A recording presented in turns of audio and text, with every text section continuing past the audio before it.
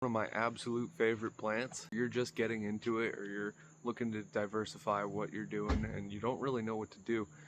This is the video for you to really figure out that standardized process for a lot of those related plants, and make sure you watch. I see Sanchez.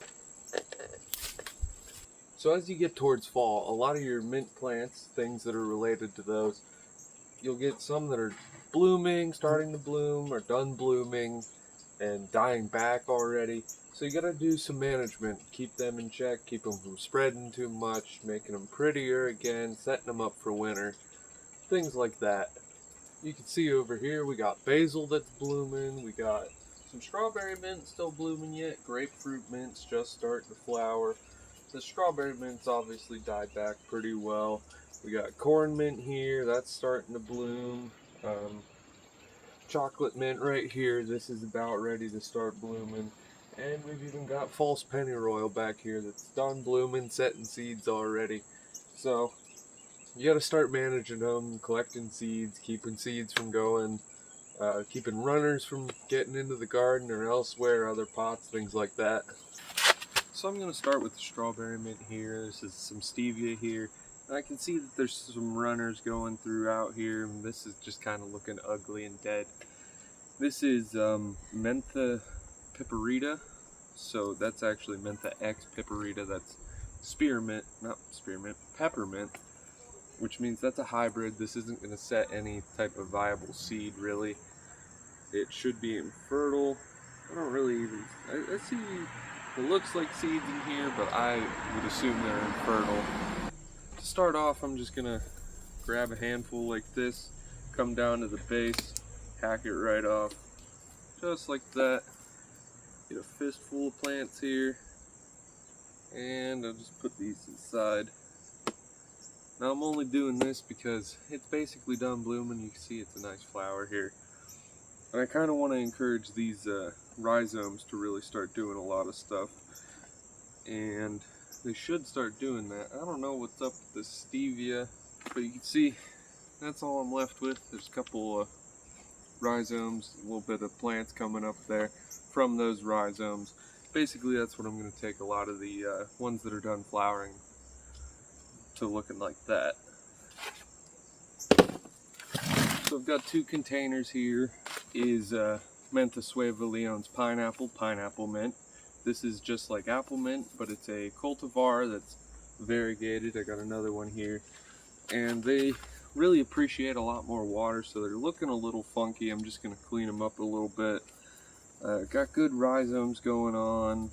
Just some of these ones are looking a little stunted, and I'd like to kind of either force them to focus on colonizing the pot or just kind of make them look a little nicer. So just gonna grab some handfuls here where it looks like there's a lot of dead material, cut them right off. I'm not too worried about it. And over here, just cut that one right off. Now this is all propagatable material, assuming it looks good enough. I'm not going to be doing that right now. I have plenty of pineapple mint. Not worried about it at all. It's just not worth the time this time of year. That's pretty much what I'm going to end up having this one look like. Wasn't too worried about that one. That one did a lot better. But we got this one here. If I move the grapefruit mint aside here, you can see it's got a lot of rhizomes kind of starting to go into each other. I'm not worried about that. I can tell these two apart really easily. But you can see there's a denser form here. This is just like resprouting material, and this ugly stuff hanging out the sides. So I'm just going to cut everything off from around the sides of it, and that'll just look like this. Just freaking come in here, cut it. Won't particularly care what it looks like after the fact. I'm just trying to get it looking a little bit prettier, keep it from escaping as much. I'm having some problems keeping these watered, as I said, so this is a little bit finicky of a plant. I love looking at it though. Wish it would do a little better, might do better in ground. I'm not entirely sure. This is like a carpeting plant type deal. And then just any dead material I'm getting.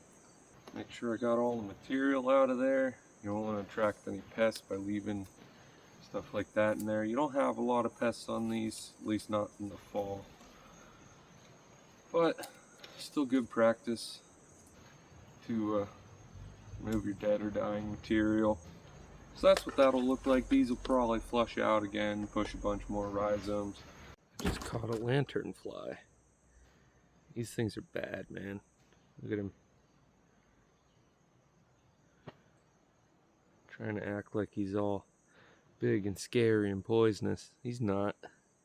Animals are figuring that out. I guess a study just came. Lots of stuff starting to eat him. He's dead now. Looking really small this time of year. Not sure what that's about. Alright, so here we got wild bergamot. Lots of mildew on it. I don't like mildew. Seed head here, I'll take that. But I'm gonna cut this really badly mildewed part of it. Anything that's got a lot of bad mildew on it, I'm gonna take that off and throw it away from this other material, which I'll probably throw elsewhere. But yeah, I don't like mildew. People say it's natural and that it's fine. I do not like it. It's hard to treat for. It'll infect your other plants, kill them off. This one, not too sure about. Looks like there's maybe one stem. I think I'll just take above here. That'll go. These ones can go. Try and cut them back down there. Throw some fertilizer on them. They definitely don't mind being cut back too much. They can survive mowing and everything like that. Just cutting anything with bad mildew off of that. Now it might be worth bottom watering these things or drip irrigating them. I haven't looked into that yet, haven't tried doing that yet, but definitely some of this problem is coming from how I water them, which is bad. That's okay. Native plant, it's resilient, especially around here. You know, I probably will take this one off. You know what, I'll take these two. So they're gone. Dead material I'm not too worried about. Put that back into the pot. This mildewy stuff, I'm going to throw that right in the garbage. I don't want anything to do with that, really. I have some Lycopus here. These are really interesting. This one is a purple variety that I isolated from a wild population. Really not sure on the species on this. It might be a hybrid. I'm honestly not entirely sure on that. But I'm looking at these and these are not uniflorous. I think these two are uniflorous. They just did not do well this year at all. I'm not sure what their problem was. Might need bigger pots or something. But probably gonna hack these back. They got well, I can show you actually. They have these tubers in them, so that's set up for next year already. Rhizomes, I'm just gonna cut these all off. If they come back up, that's fine. If they don't, I don't know. I do need to get some pictures of the flowers, but there's really not a lot on here. Leave how it is, but definitely this one, I'm gonna cut this one back. I have no idea what its problem is. Native plant, and it didn't do well. I'm thinking maybe it just appreciated a lot more water than I was giving it.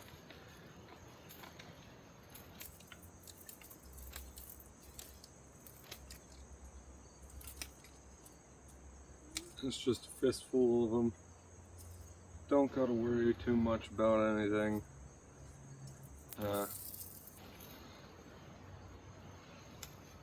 Doesn't smell like nothing, which is odd. Usually they have like a nice potpourri smell to them. Look at the stolons on these, they're crazy. I have a guacamole plectranthus here, and they sell this as an annual plant for containers, but this actually makes a pretty nice house plant. Fancifiller's guacamole plectranthus. It's a patented plant, you're not allowed to propagate it. But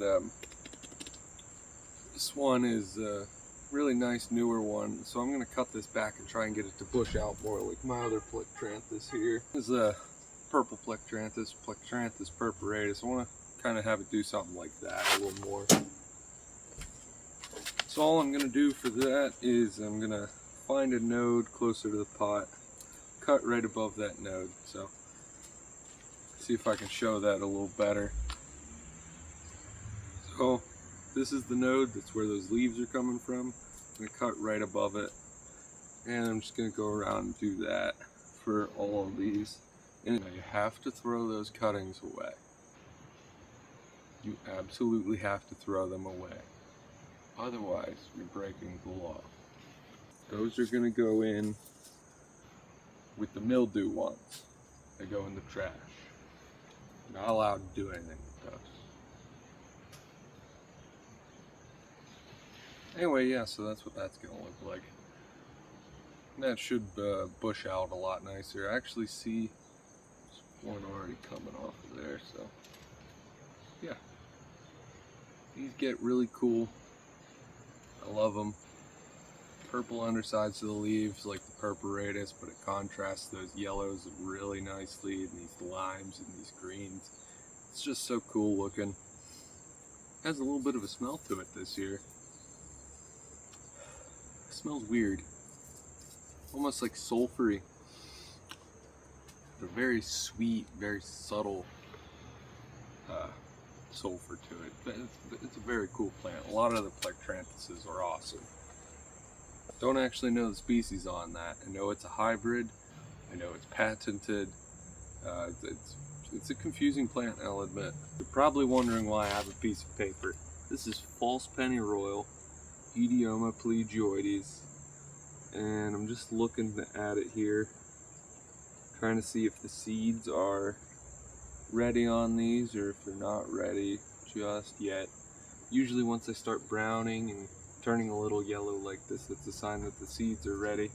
And I see some brown fruits from going up the stem here. They don't quite look ripe. These two actually rooted together. One of these stems got in there. Oh, there's a little inchworm that was eating at this. I don't know if it'll focus, but tiny. Basically, I'm gonna fold a quarter of the way in and a quarter of the way in, like that. I'm gonna unfold that and fold these in like this.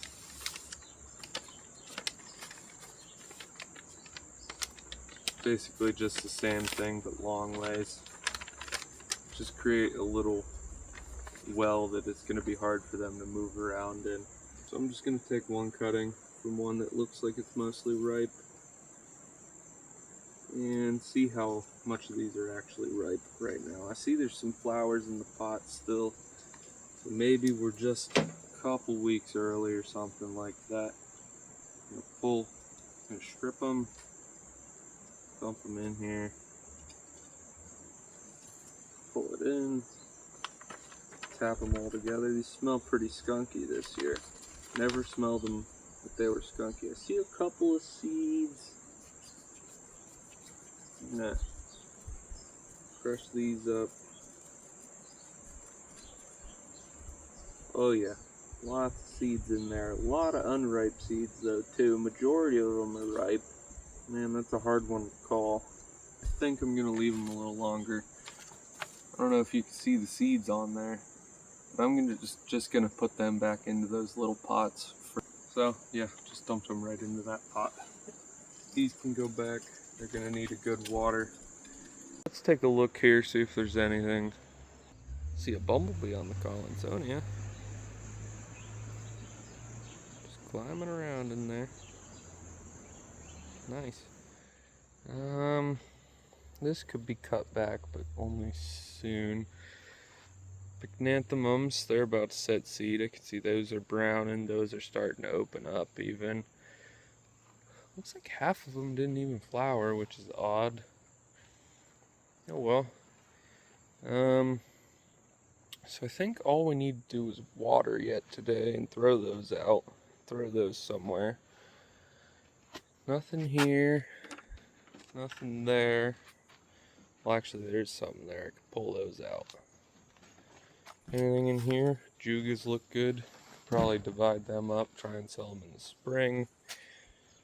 Nothing in here. Trying to escape, actually, this chocolate mint.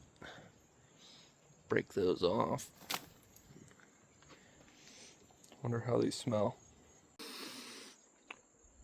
There's a lot of menthol. I don't quite smell chocolatey yet. Okay, so put these back. Put it there. You need to come in. Up here. You need to come in. Right there. Dead. Thing just needs watered. Just real quick. Water that in real good. Chrysanthemums need water. Yeah, especially that one back there. Pots back there need water. Visions, seedlings, everything, they need water. Collinsonia, big pot. Thank you for watching. Make sure you like, subscribe. Make sure you comment too. Anything that you liked growing this year, anything you want to see me grow, I'm welcome to hear it.